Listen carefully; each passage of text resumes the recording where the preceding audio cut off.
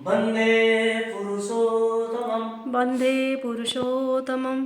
परम ब्रह्म श्री श्री ठाकुर अनुकूल चंद्र इष्टभूति को लेकर जो विधान दिए हैं विभिन्न ग्रंथों से संग्रह करके आप लोगों के सामने परिवेशन करने का प्रयास आरंभ किए हैं।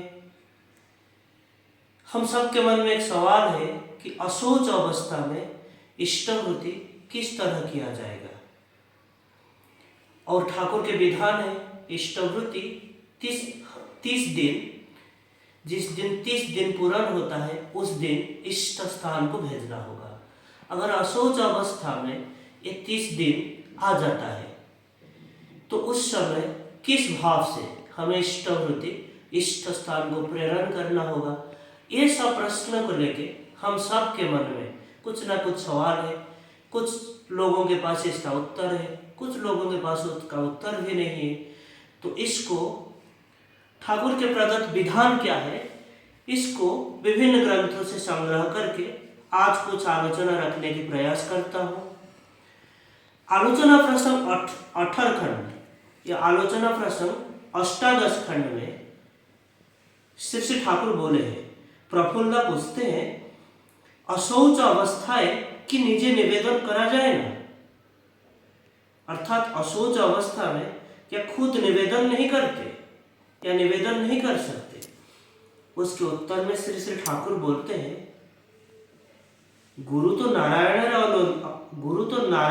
अनुकल्प नारायणेर भोग यदि अशौच अवस्था में ना देवा जाए ताहले गुरु के देवा जाबे केनो। ए समय जार अशौच नहीं एमन काउ के डेके डाके मंत्र बोले दिए ताके दिए कराते हैं। दीक्षित लोग ना फेले सश्रद्ध और दीक्षित लोग दिएও এটা करान जाए। अर्थात गुरु तो नारायण के अनुकल्प होते हैं। अशौच अवस्था में अगर नारायण के भोग हम नहीं देते हैं तो गुरु को कैसे देंगे या गुरु को क्यों देंगे। इस समय जिसका कोई अशौच नहीं ऐसे किसी को बुला के उसको मंत्र बोलना होगा और वो मंत्र दे के इष्टभूति कराना होगा। अगर हमको कोई दीक्षित लोग नहीं मिलता तब कोई सश्रद्ध और दीक्षित लोग दे के भी किया जा सकता है। आलोचना प्रसंग 21 खंड में 21 वॉल्यूम में शैलेंद्र प्रश्न करते हैं अशौच अवस्था है कि नाम देवा जाए। श्री ठाकुर बोलते हैं मृताशौचे साधारणतः मनटा अफेक्टेड या आक्रांत হয়ে থাকে, তখন ভালো করে সঞ্চারিত করতে পারে না, তাই তখন দীক্ষা না দেওয়াই ভালো। জন্মাশৌচে এমন হয় না, তাই দীক্ষা দেওয়া চলে। তবে যে কোনো অশৌচ অবস্থায় ইষ্টভূতি স্বস্তায়নী অন্যকে দিয়ে করান ভালো। এমনকি অদীক্ষিত কাউকে দিয়েও করান যায়। বিশেষ অসুবিধা স্থলে নিত্য अर्घ्य তুলে রেখে অশৌচান্তে मंत्र पाठ करे निवेदन करा जाए।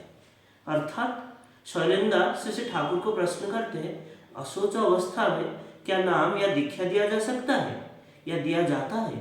श्री ठाकुर बोलते हैं जब मृताशौच या काल शौच अवस्था में साधारणतः मन अफेक्टेड या आक्रांत रहता है तब अच्छे करके या अच्छे तरीके से संचारित नहीं कर पाते, इसीलिए तब दीक्षा ना देना ही अच्छा है। लेकिन जन शौच अवस्था में ऐसा नहीं होता है, तब दीक्षा देने से चलता है। लेकिन जो कोई भी अशौच अवस्था चाहे वो मृता शौच हो या जन्म शौच हो उस अवस्था में इष्टभूति या स्वस्थयनी और किसी के द्वारा कराना अच्छा है। ऐसा कि कोई अदीक्षित किसी को दे के भी करा जा सकता है। विशेष असुविधा स्थले नित्य अर्घ्य निवेदन करके उसको रख के अशौचांते मंत्र पाठ करके निवेदन किया जाए। श्री श्री ठाकुर ध्रुति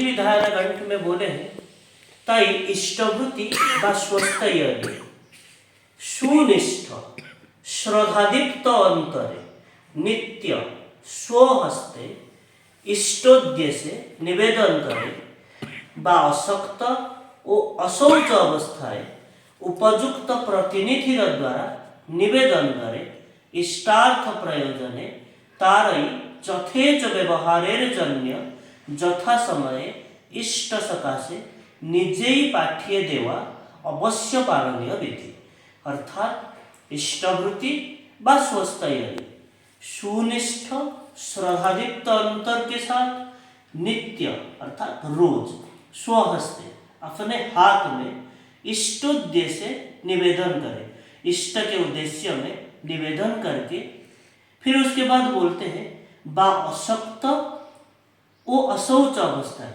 जब हम अशक्त है या अशौच अवस्था में रहते हैं तब उपयुक्त प्रतिनिधि द्वारा निवेदन करें अर्थात और किसी के द्वारा निवेदन करके इष्टार्थ प्रयोजन तारई यथेच व्यवहार जन्य यथा समय इष्ट सकाशे निजे ही पाठ्य देवा अवश्य पालनीय विधि अर्थात इष्ट के प्रयोजन के लिए उनके यथेच व्यवहार के लिए यथा समय में इष्ट के पास खुद भेजना अवश्य पालनीय विधि होता है।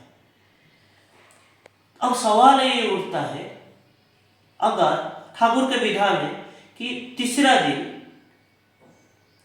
30 दिन के बाद हम लोगों को इष्ट के स्थान को इष्टवृत्ति अर्घ्य प्रेरण करना होगा। अगर ये तीसरा दिन कोई अशौच रहता है तो उस समय क्या करना होगा। दीपरखी ग्रंथ में प्रफुल्ल एक प्रश्न करते हैं अगर किसी का अशौच के अंदर इष्टवृत्ति भेजने का दिन आता है तो अब क्या वो भेज सकता है। श्री ठाकुर बोलते हैं हाँ, जिसको देके हम इष्टवृत्ति कराते हैं उसको देके ही भेजना होगा। फिर प्रफुल्ल प्रश्न करते फिर और एक रकम का भी है इष्टवृत्ति के अर्घ्य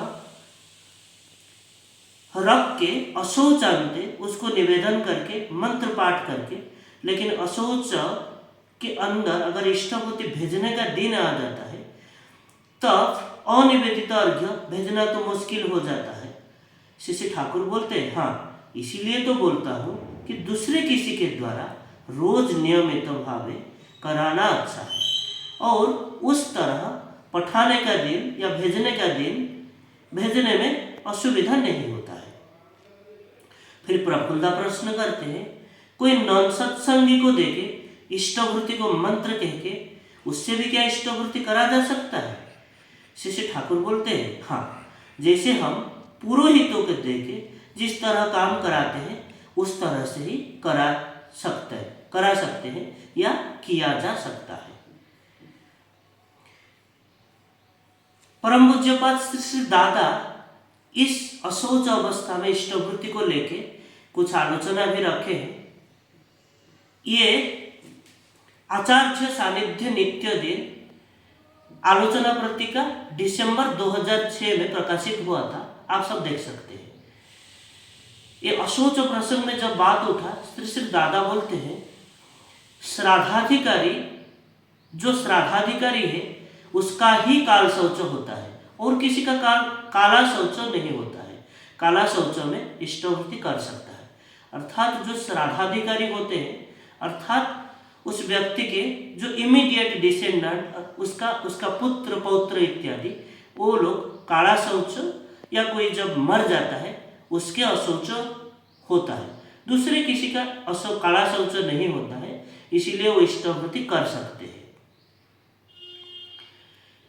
फिर श्री दादा बोले हैं अशौच अवस्था में भी निवेदन करके खाना होता है, जो निवेदिता वो ग्रहणीय होता है। ठाकुर के दीक्षा अशौच व काला शौच के अंदर भी लिया जा सकता है। जाता शौच प्रसंग में श्री दादा बोले हैं जाता शौच में अर्थात संतान जन्म में पिता स्नान करने से ही शुद्ध हो जाता है, तब 6th डे या 6वां दिन इष्टवृत्ति स्वस्थ यानी अर्घ्य अमंत्र का रखना जरूरी है और अशौचांत समस्त अर्घ्य एक साथ लेके मंत्र पाठ करके निवेदन करना होता है। अर्थात कोई भी परिस्थिति में इष्टवृत्ति हमको बंद नहीं करना चाहिए। तो आज के लिए इतना ही। वंदे पुरुषोत्तमम्।